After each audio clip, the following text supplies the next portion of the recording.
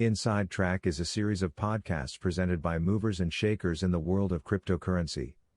The goal of Inside Track is to educate the listener in various topics, from Bitcoin to projects to watch out for, from the future of Ethereum to NFTs, from DeFi to the next big thing in cryptocurrency. These are people who have developed cryptocurrency projects and are hands-on in the industry. They are the best people to learn from. So without further ado, let's jump straight in. Today's episode is presented by Cameron Walfoort, co-founder and CEO of Lightlist LLC. The world of staking and yield farming is growing fast. Some say it is going to replace many of the traditional investments. Some say it is all a scam. There is one thing that is for certain: it is here to stay. This podcast is a deep dive into the phenomenon of staking and yield farming.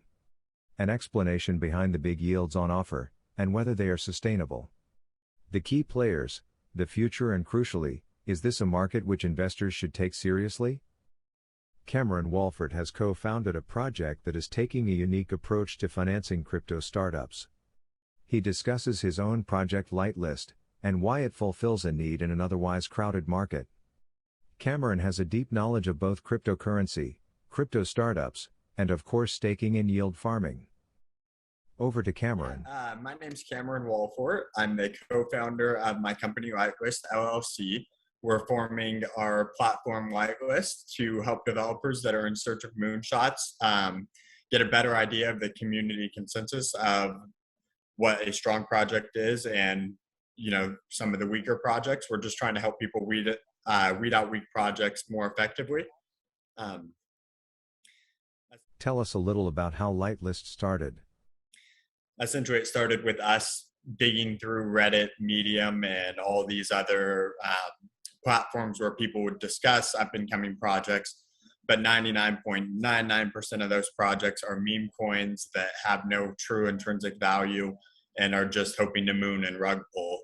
And we had no interest in any of those projects, so we put together Lightlist, and we're still developing it, but it is essentially a refined way of organizing projects by their strength and helping those projects boost into the crypto sphere. Excellent. Can you give us a 1-minute elevator pitch, as if you were pitching to a bunch of investors, as to why they should invest in your project? Yeah, so in the first quarter of this year, there's roughly $51 million lost to rug pulls and different crypto scams. What we're hoping to do is find a way to hold people accountable for those, and also offer everyday investors access to strong up-and-coming projects where they could be part of it from the ground floor and know that there's actually something strong that other people believe in. We do this through a 3-phase process that we call them seed, sprouts, and harvest. Developers can list their projects as seeds. If enough investors are interested in it, they can shine their light on it, which is our underlying token.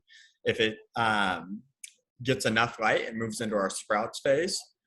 Our sprouts are available for purchase with no restrictions. Any investor can buy them from anywhere in the world, and it creates that very wide access. And after that, the projects are moved into harvest, and that puts liquidity across multiple DEX aggregators, allowing the projects to move forward without having to worry about long-term liquidity provisions.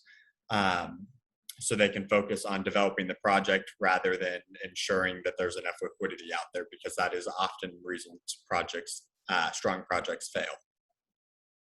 So we are really hoping to give the common investor a way to earn passive income and spot strong projects, the avid investors access to the earliest projects while they're in the seed stage, and developers a way to launch their platform in a cost-effective manner.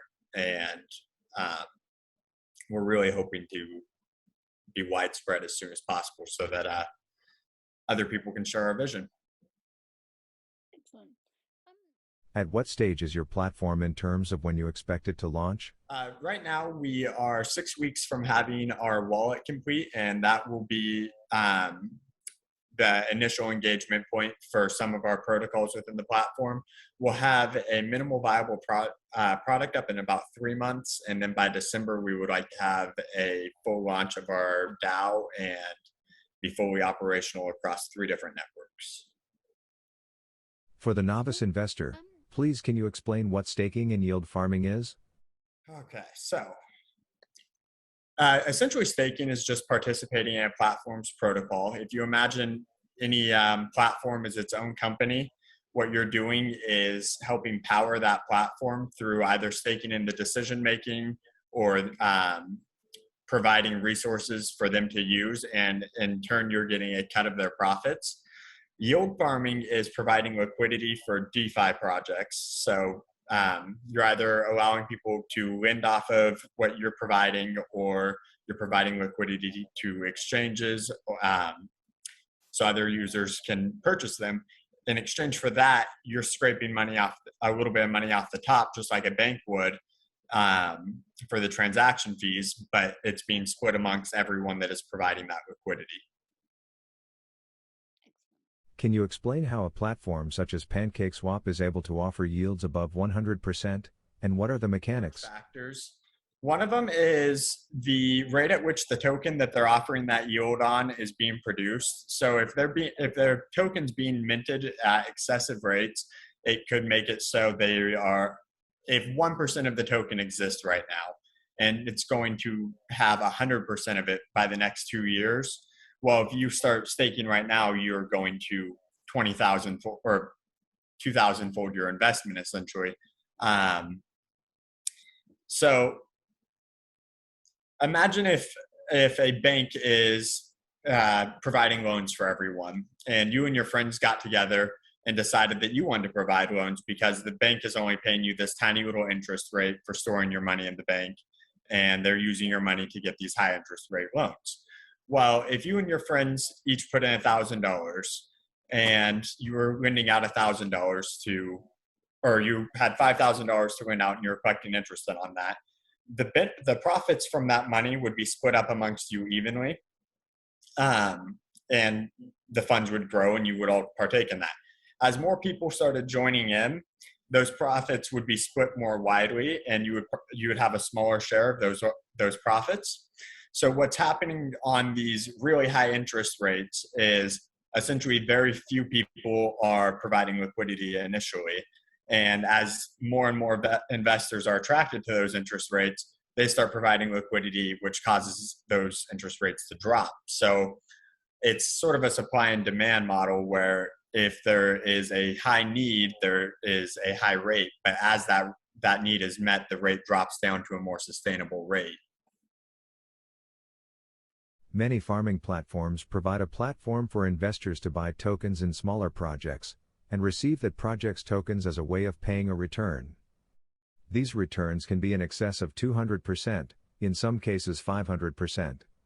How can the underlying projects afford to pay such high interest rates? Down to, it's kind of project specific. As I mentioned previously, some tokens mint a very small amount up front and they're releasing it over a long period of time. So this is something you should actually be wary of. If something is offering you 500% for buying it as an early investor in staking, there's a good chance that the rate that they're minting new tokens at is actually undercutting your share in the overall token count. So if there's only 10% in existence and you buy 2% of that, and you're hoping to go up 500%, at the end of that, you'll be at 5 times what you initially were. Well, if there's 10 times more tokens in existence, your market share of those tokens is actually cut in half. So one thing to be wary of is how they're distributing their tokens and what your end share will be continuing at that rate.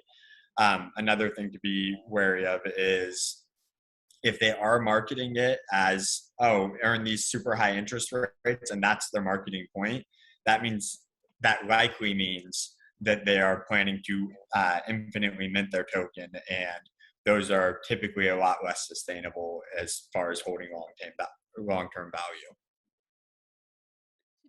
Do you think these levels of returns are sustainable? Periods, yes, for any token.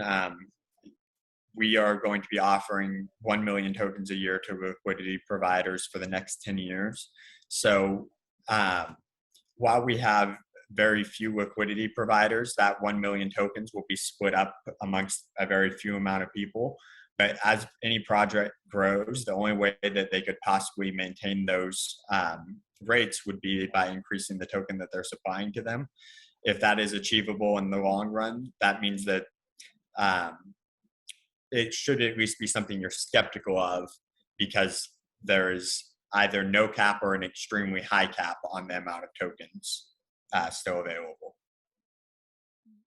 Do you mind explaining terms such as pools, farms, pairs, and liquidity mining? So a lot of these words are sort of words for very similar things, or at least they're so intrinsically tied that if you're talking about one, you're often talking about another. So within liquidity pools, people are able to stake pairs of tokens. So let's just use Ethereum and BNB as our examples. If you put Ethereum next to BNB inside of a pool, there's a complex algorithm that is constantly measuring the value of those two tokens against each other and balancing them against how much of each token is provided. So as Ethereum is added to the pool, it means that BNB will be subtracted. As people purchase BNB, there's more Ethereum and less BNB. So proportionately, the value of one goes up and the value of the other goes down within that pool. So what liquidity farmers are doing is, as that value is constantly changing, they're grabbing slight differences in what people are paying versus what they're expecting to pay, and that's called slippage. So if I'm putting forward 1 Ethereum and I'm expecting to get 6 BNB, but the liquidity is not quite there for me to grab 6 BNB, so it's adjusted to a 3%, roughly 3% slippage, or however much any amount of slippage. It's an arbitrary number. Well, I'll end up getting 5.82 BNB, and that little 18 BNB, once the slippage is accounted for, is distributed in a sense amongst all the liquidity providers. And it's a lot more complex than that. But all these little fees that essentially big banks take in bulk and try to cover by stacking on extra fees just in case there's mistakes throughout. These are extremely precise fees that are distributed in extremely precise allocations in direct proportion to what anyone's contributing. So as more people contribute, your allocation is significantly smaller. As less people contribute, your allocation is larger. And with less liquidity being provided, the slippage tends to go up, which increases those rates. But it is all very closely tied together. Unfortunately, depending on where you're reading, a lot of these words will just be swapped out for one another, and it makes it extremely hard to navigate your way through the DeFi space if you're new to it. What I do recommend anyone doing is just reading, and then reading more, and then just play with the protocols, see what happens. It's not as scary as it seems. The learning curve is a lot harder when you're reading. It's like a board game. You can read through the instructions and it can seem extremely complex, but after you play a few rounds, normally those rules seem very intuitive. So I just recommend everyone really dig in, explore, research, make sure you understand a base level of what you're doing. But there's a lot out there to explore in this space, and it's very new, and there's constantly more terms coming. What is your opinion on the many platforms that have anonymous teams? Because in all honesty, I wanted to launch this anonymously. It's interesting because, in my opinion, it makes complete sense to launch anonymously. The crypto space shouldn't be governed by the government. This is a worldwide market. It's hocus pocus to me that the SEC and IRS and everyone is just so involved. So I don't blame anyone for launching anonymously. The flip side of that coin is I don't buy anything from anonymous teams unless they're extremely well established. I mean, you can go like Sushi Swap or something like that, and they're doing great. And clearly enough people trusted them early on to contribute. But it's a tricky space to navigate because I certainly wouldn't fault anyone for wanting to remain anonymous, but at the same time, as an investor, I don't have any desire to invest in anonymous projects where they could take my money and run without a trace. So it's tricky water. Yeah. Do you think there are now too many platforms competing in this market? No, there's not enough. I think that the DeFi space is truly reinventing capitalism. I really think that uh, there's going to be long term. The blockchain is going to replace pretty much every form of industry. So right now we're looking at DeFi, and we're going to watch as over time banks are obsolete because the technology behind the blockchain is so just superior. And as people demystify the DeFi space for themselves, as they look into it and can see all the benefits that is truly being offered. It's not just some Fugazi currency that people are deciding to agree has value. There's intrinsic value in the DeFi space that can't be matched by banks or traditional finance. I think that having more and more platforms launch pushes each and every platform to perform better. I mean, we have something like PancakeSwap that has 1,000 different options on it.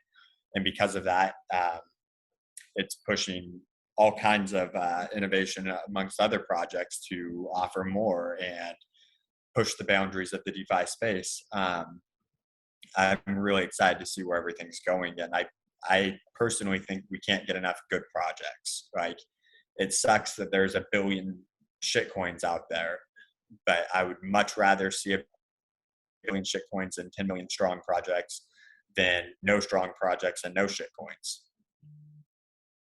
What are a few of your favorite staking and farming platforms, and why?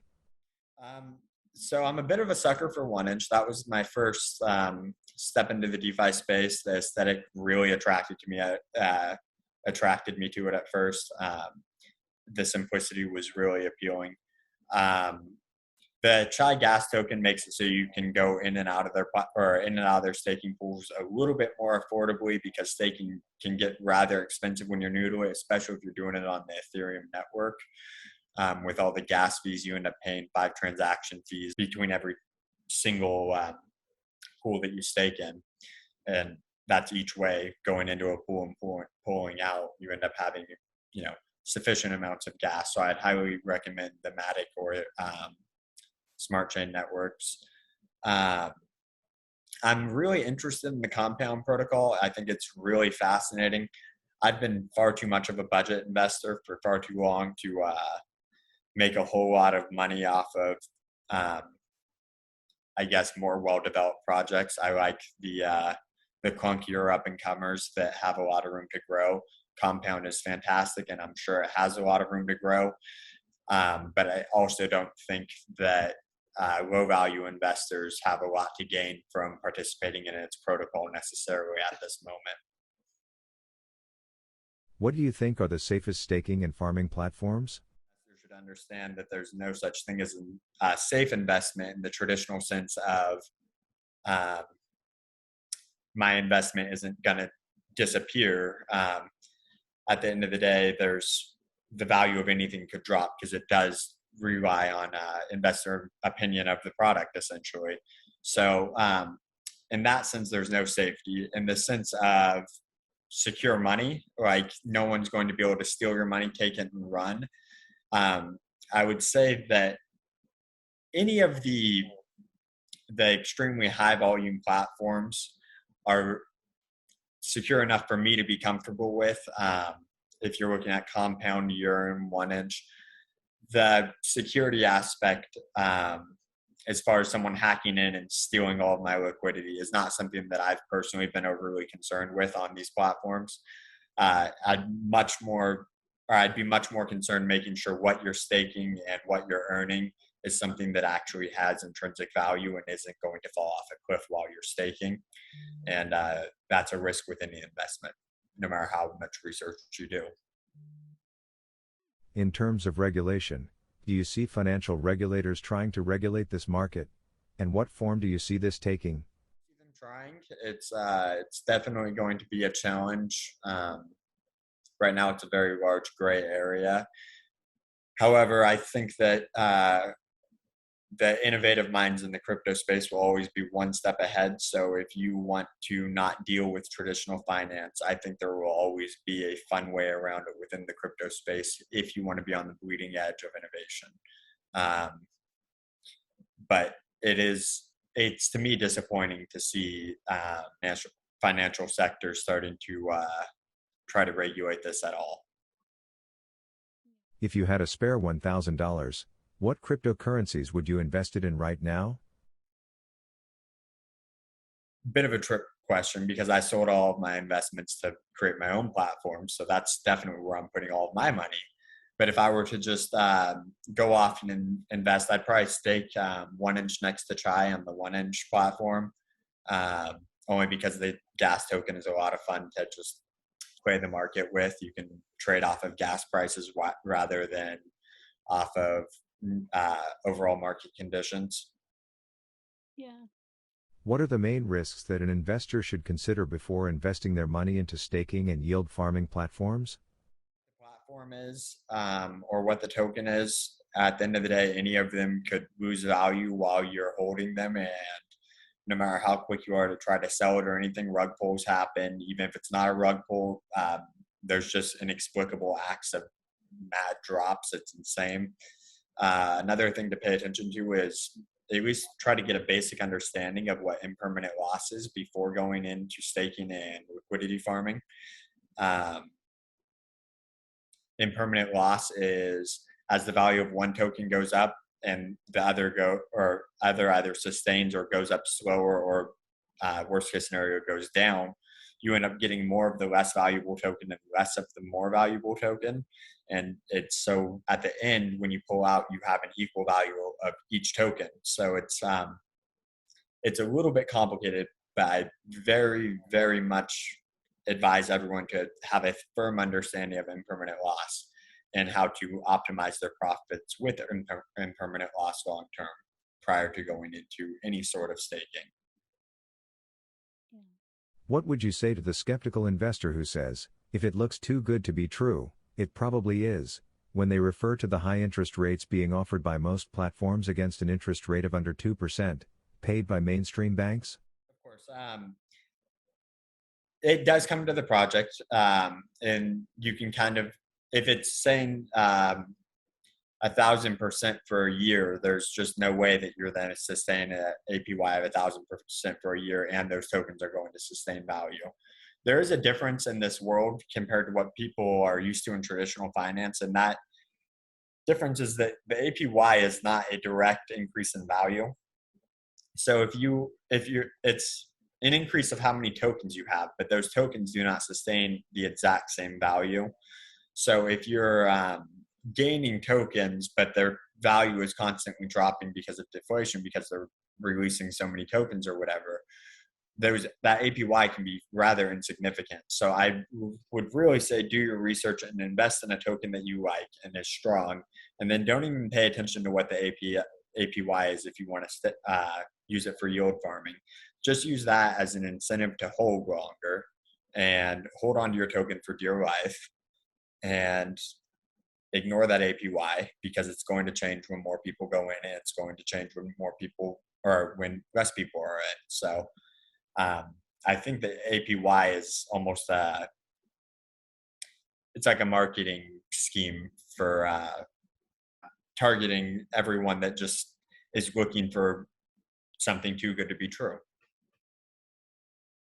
Outside of staking, what are your favorite cryptocurrencies at the moment? I've been following Candela Coin. It's a younger project. We were following it pretty closely, and that was part of where we got the idea for this. Is we were looking for up and coming projects that hadn't hit any major exchanges yet, and we had a bit of a criteria, and we only found one after like 6 months, and then we're like, oh, wouldn't it be great if we could just shine a light on the next Candela Coin? And then it kind of hit me that it wasn't impossible to do so. We could, there is a way to shine a light on it. But right now with, if you go on Reddit or whatever, there's a lot of voter manipulation, and there's no way to stop that. So using a token in place of that vote is was our solution, and that's what we're working on right now. But anyway, Candela, Modify. I don't know. It's been a minute since I've been as active investing, but Candela and Modify I was following extremely close. The C2Fi fund is a really neat project, but I haven't been following the past few months as much because I've been much more involved with my own project. What advice would you give an investor who is suffering from the recent market slump? I genuinely believe crypto is the future. If you see a project that actually has a use case and it's undervalued, or if it's down from its last week value, if it's down from last month's value, if it's only up a little bit from last month's value, if it's up at all, if it's down at all, just buy. If it's got a use case, it's going to be around for a while. Crypto is here to stay. And I genuinely believe there's no such thing as a bad investment with a legitimate company in the crypto sphere. Whether it takes 6 months, a year, the crypto world will bounce again. And when it does, any strong project will fly. Can you tell our listeners how they can find out more about your project? Our website's lightlist.com. However, we use ones instead of I's. So it's L1GHT,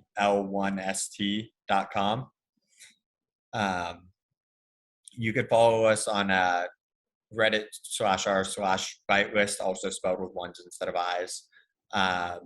We're all over the place. If you look us up on any social media, we're pretty easy to find. Excellent. Thank you, Cameron, for your valuable insight. In closing, we would just like to remind you that this video does not represent financial advice or a recommendation to buy.